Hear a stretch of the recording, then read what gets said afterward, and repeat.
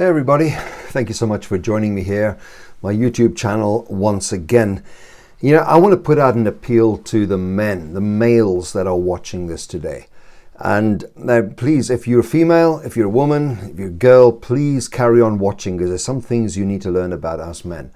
Guys, we don't communicate very well about our thoughts and our feelings.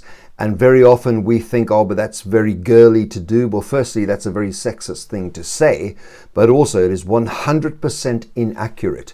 If there is something that is on your mind, something that is bothering you, something upsetting you, you have got to talk about it. You can talk to me, you can talk to a trusted person in your circle of friends. If you can't find that person, then find a professional that you can speak to, a counselor, a psychologist, whoever it might be, a life coach like myself.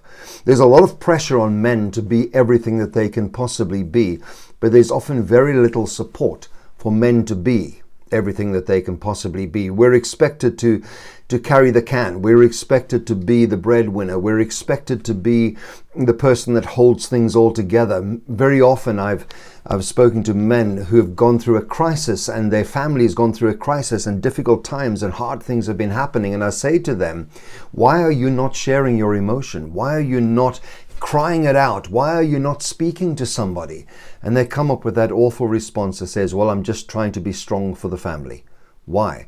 The family needs you to be human for the family because they need to cry. And if they see you showing appropriate emotion, they will know that they're not freaks and there's nothing wrong with them because if you can do it, so can they. And sometimes when we hold it all together, we make other people feel inadequate and weak in their shows of emotion because, especially our children looking at us, because they say, you know, why am I crying? Why am I showing my emotion? Why am I expressing it through anger and outbursts and things like that? When dad or the father or whoever you might be in the family seems to be holding it all together. You don't need to hold it all together. We need to be human for one another. You see, the world comes up with some really unhelpful sayings. We hear sayings like, man up. I hate that saying so much. What's the opposite of man up? Woman down? It's a sexist thing to say. It implies that you're not being a man and you're missing the mark and that manhood is a high jump bar that you're simply not getting over. Man up.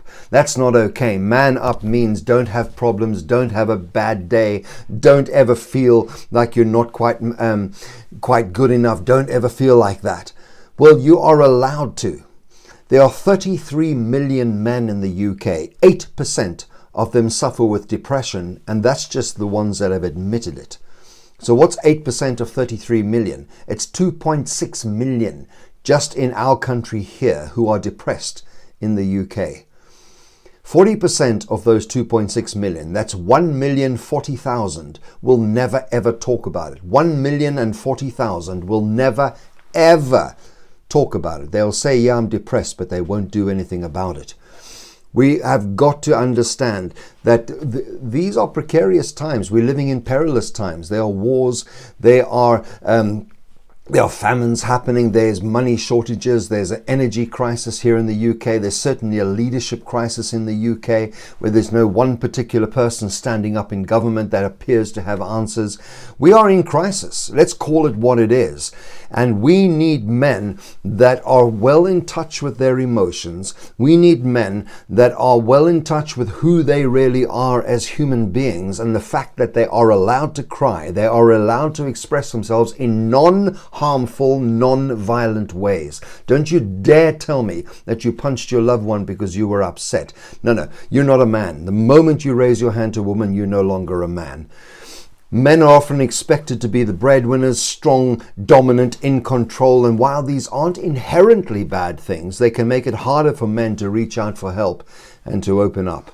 The highest suicide rate in the UK is men aged between 40 and 50.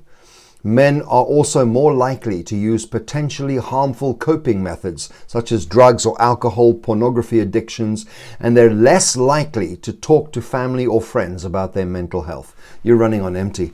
Guys, there are things you can do about it. You need to talk to somebody. So many times in my life coaching sessions, a person will talk to me for the 45 allocated minutes that they have with me. And at the end of it, they feel so totally relieved. And all they've actually done is just talk. They got it out there, and their ears heard their mouth talking, and they started to process it, and they started to make sense of it. And I sort of nudged them along into helpful ways of thinking. Please, guys, we've got to talk. We've got to speak up. We need to be there for each other. Never, ever, ever ridicule somebody for showing appropriate emotion. Do not ever, dads, don't you ever tell your sons that boys don't cry. You're doing serious psychological damage, and they end up sitting in front of people like me saying, I don't know why I can't express emotion. Because you see, when they were at home, they get into trouble and they get mocked and made fun of when they do show appropriate emotion. We've been given tears to cry, to show our upset, to show our emotion. You use those tears. Use them well, use them wisely. You are allowed to cry, guys. Sometimes it's the strongest thing you can possibly do.